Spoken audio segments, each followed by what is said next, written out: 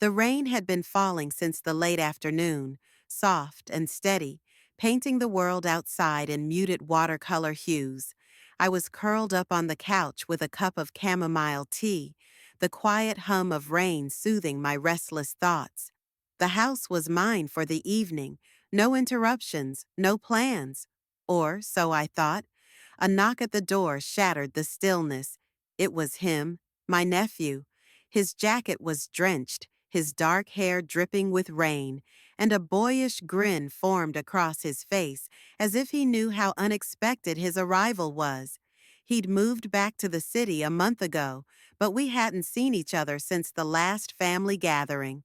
Without hesitation, I let him in, handing him a towel while he slipped off his wet shoes like he'd done it 100 times before. He had always been the effortless charmer of the family, warm, observant, and quietly magnetic. But as he stood there drying his hair, I noticed something new. At 27, he carried himself differently, calmer, more grounded. He wasn't the same boy I remembered. We sat by the electric fireplace, listening to the rain tap steadily against the windows.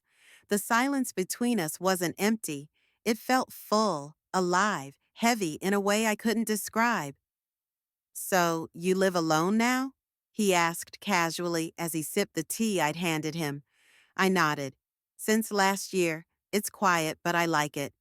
He smiled at my answer, not mocking, not teasing, but like he had spotted something in me no one else had. "It suits you," he said. "Peaceful, but not lonely. You've always made solitude feel like a choice." I didn't know how to respond to that. There was something intentional in his words, something soft, yet it carried weight. He wasn't cracking jokes like he used to. Those silly childhood nicknames, the light-hearted teasing, they were gone. Instead, his gaze lingered, like he was seeing me for the first time. We talked for a while, catching up on his job, his move back home, and the stress of adjusting to a new rhythm. Hours passed as the rain continued outside, his calm presence melting into the room. At one point, his eyes drifted around the space before returning to me.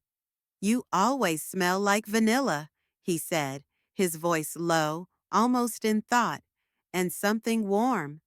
The comment caught me off guard. I laughed nervously, brushing it off. "It's probably the candles," I said. But he didn't look away. "No," he said. "You always have, even years ago." There was a subtle flutter in my chest, soft, yet impossible to ignore. He wasn't just my nephew anymore, and I wasn't just his aunt. Something about our connection felt new. As the hours deepened, so did the quiet tension in our silences. It wasn't uncomfortable, but it wasn't familiar either. It lingered, hanging between us like a breath held too long. When the rain finally stopped, he stood to leave. "I'll see you again soon?" he asked, almost uncertain. I nodded. "Of course." He smiled and walked out the door, but something stayed behind. Something had shifted. A door had opened, not just the one he closed as he stepped out. The next morning, he called. "The roads are still messy," he said. "Mind if I come over again?" I didn't hesitate. "Come." He arrived with breakfast in hand and a quiet smile that felt like a continuation of some shared, unspoken truth from the night before. As we ate, sunlight stretched lazily across the floor, and we filled the air with words that avoided what we were truly thinking. There was an unspoken rhythm between us, familiar yet electric. At one point, he reached across the table to hand me a napkin. Our fingers brushed. It was brief, but it lingered. He didn't pull away quickly like it had been an accident. Instead, his eyes quietly watched mine, as if waiting for a reaction. My breath caught, but I smiled and looked away, pretending it was nothing. But I couldn't ignore the warmth that small touch left behind. Later that afternoon, I sat on my bed with my journal. Writing had always been my outlet, a way to untangle my thoughts. Lost in my words, I didn't hear him approach until he was standing behind me. "What are you writing?" he asked, playful curiosity in his voice. Startled, I tried to close the book. "It's just personal," I said quickly. But that grin of his, the one that always meant trouble, told me there was no stopping him. He gently reached for the journal, and though I could have stopped him, I didn't. As his eyes scanned the page, my chest tightened. "You're writing about me," he said quietly, more observation than question. I froze. "Not directly," I murmured, though we both knew the truth. "But it's still me," he whispered, his voice softer now. I didn't deny it. There was no use pretending. "I didn't know you thought this deeply about anything," he said. "You never asked," I replied. He moved closer, the weight of his presence grounding His me. honesty "I hit think me like about a you too," wave, he I said, turned to face more him, than I and for the probably first should. time, But I I'm truly done looked at him. pretending I don't. He wasn't the boy I had grown up knowing anymore. He was a man who wasn't confused but certain, who had spent enough time pretending. "I don't know if we're crossing a line," I said softly, my voice laced with doubt. "Neither do I," he admitted, "but I know I've never felt more drawn to anyone." The tension between us wasn't just attraction. It was something deeper, heavier, filled with years of familiarity and understanding. It wasn't planned. It wasn't something either of us had wanted or expected. Yet here we were, caught in the in-between. We didn't touch. We didn't kiss. We didn't need to. The silence between us spoke louder than any words we could have said. When he left that evening, he didn't look back, and I realized I was already waiting for the next time I'd see him. The days that followed were quieter than usual, though hardly peaceful. I found myself checking my phone more often than I wanted to admit, waiting for a message, a call, some sign from him. Then, late one evening, his name lit up my screen. "Can I come over?"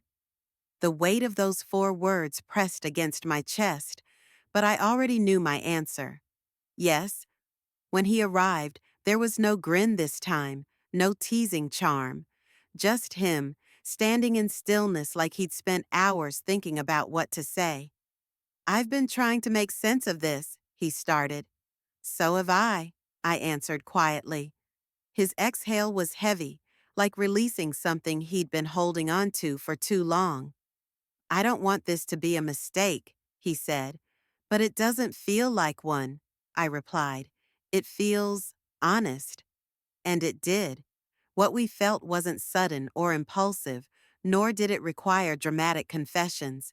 It had been years in the making, hidden in plain sight, wrapped inside the laughs, hugs, and quiet moments that used to feel ordinary. That night, we talked like never before. No masks, no pretend roles, just raw, unfiltered truths.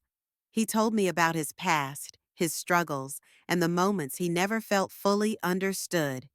And I opened up, too, about the loneliness I had grown used to and the rare feeling of being completely seen. He listened without trying to fix me, and in that stillness, something powerful grew. Days became weeks, and our connection deepened, not with labels or declarations, but with presence. He started visiting more often, sometimes with coffee, other times just to sit, filling silence with comfort. It wasn't rushed, it wasn't forced, it just was, and it felt real. One evening, I asked him, "Does this feel strange to you?" He thought for a moment and replied, "No, it feels honest." And in the quiet that followed, I realized that honesty was all we needed. We didn't know where this was going, but we knew one thing. It wasn't something we could or wanted to ignore.